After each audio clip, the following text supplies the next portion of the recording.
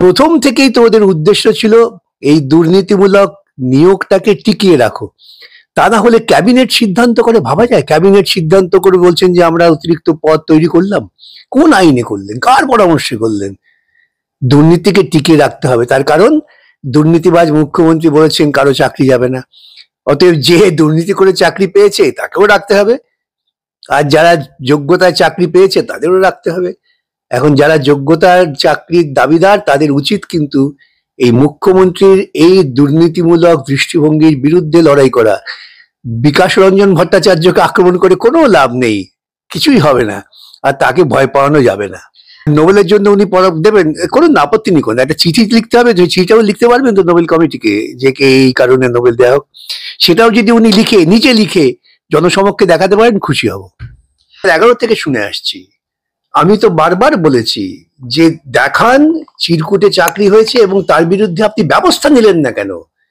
মুখ্যমন্ত্রী যদি সজ্ঞানে কোন একটি দুর্নীতিমূলক নিয়োগকে টিকিয়ে রাখেন, তাহলে তো বুঝতে হবে তিনি মুখ্যমন্ত্রী পদে থাকার যোগ্য নন। ভারতবর্ষের সংবিধান একটা নীতি নির্ধারণ করেছেন, আর নির্দিষ্ট লক্ষ্য আছে। আমার এখানে 1 লক্ষ লক্ষ বেকার, সেক্ষেত্রে একজন যদি দুর্নীতিমূলক ভাবে নিয়োগ পেয়ে থাকেন, তাহলে বুঝতে হবে যে বাদবাকি একজন বাদের সমস্ত লক্ষ বেকারের প্রতি প্রতারণা করা হয়েছে। রাজ্যের মুখ্যমন্ত্রী হিসেবে তার নৈতিক দায় নেই? আসলে ওর নৈতিক দায় নেই বলে উনি অনর্গল মিথ্যে কথা বলে যান। আমি আগেও বলেছি, আজও বলছি, ব্যবস্থা নিন। যে এই লোকটা পেয়েছে, আমরাই তো ব্যবস্থা নিয়ে আছি।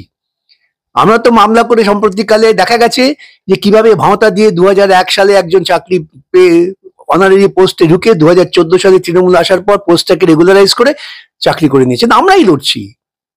জাস্টিস বিশ্বজিৎ বসুর ঘরে সে মামলা চলছে এখন। সুতরাং আমরাই তো খুঁজে বার করছি। বামফ্রন্ট ক্ষমতায় ছিল, কিন্তু যখন নাকি ম্যানেজিং কমিটি ছিল, কোথাও কোথাও তৃণমূল ম্যানেজিং কমিটি ছিল। বামফ্রন্টের আমলে এই গণতান্ত্রিক পদ্ধতিটা ছিল। তৃণমূলের মতো একটা ম্যানেজিং কমিটির নির্বাচনে গুন্ডামি হতো না, এটা তো বুঝতে হবে। সত্য তো এভাবেই প্রকাশিত হয়। উনিও নাকি বলে আমি সিনিয়র উকিল, নাকি সামান্য এই বোধটুকু যার নেই সেই সব কথা বলে। কোনো আদেশকে স্থগিতাদেশ দেওয়া মানে কি হয়ে গেল পূর্ণ রায়? এবং সেই স্থগিতাদেশটাও ছিল বিভিন্ন শর্ত সাপেক্ষে। কই সেই শর্তের বিরুদ্ধে তো উনি বলেননি সেই কোর্টের কাছে কেন শর্ত দিচ্ছ। জাস্টিস চন্দ্রচূড় শর্ত দিয়েছিলেন যে ওই অর্ডারের ফলে যারা কাজ করবে প্রত্যেককে টাকা ফেরত দিতে হবে। এখন সেই মামলা তো শোনাই হবে। আসলে উনি কি চেয়েছিলেন? উনি এটাই চেয়েছিলেন যে এই মামলাটাকে ঝুলিয়ে রাখতে। যত ঝুলে থাকবে মামলা, ততই উনি মানে মানুষের আবেগকে সুশ্রী দিয়ে বলতে, আহা এতদিন কাজ করেছে, সংসার করেছে, তাদের এই করুণ অবস্থা, এই করুণ অবস্থার জন্য যদি কেউ দায়ী থাকে তা হচ্ছে তৃণমূল সরকার, আর কেউ না। বহুদিন আগে থেকেই বলছি, বারবার বলছি, ঠিক মতো তদন্ত হলে পরে জেলে যাওয়াটা ওর পক্ষে অবধারিত। এবং আগামী দিনে সুপ্রিম কোর্টে যখন বিচার আলোচনা হবে সুপার নিউমারি পোস্ট নিয়ে, তখন দেখা যাক বিচারপতিরা কি ভূমিকা নেন। আইন প্রশাসন রক্ষা করবে, আইন অনুযায়ী কাজ করবে। রাজ্যের মুখ্যমন্ত্রী যদি বলেন যে আরো আরো লোকেরা জড়িত আছে, সেটা তিনি বলছেন না কেন সিবিআই কে? আদালতে বলছেন না কেন?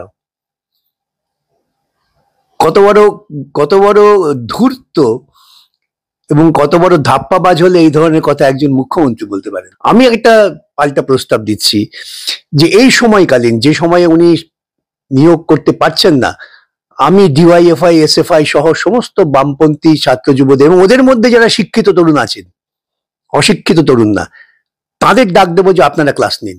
আমরা নিয়েছি, আমরা যখন তরুণ ছিলাম বহু স্কুলে, তখন অনেক স্কুলের শিক্ষক থাকতো না, আমাদের দেখে পুরনো মাস্টারমশাইরা বলতে ধরে ক্লাসটা নিয়ে নে। সেই দায়িত্বটা পালন করবে ছাত্র যুবরা।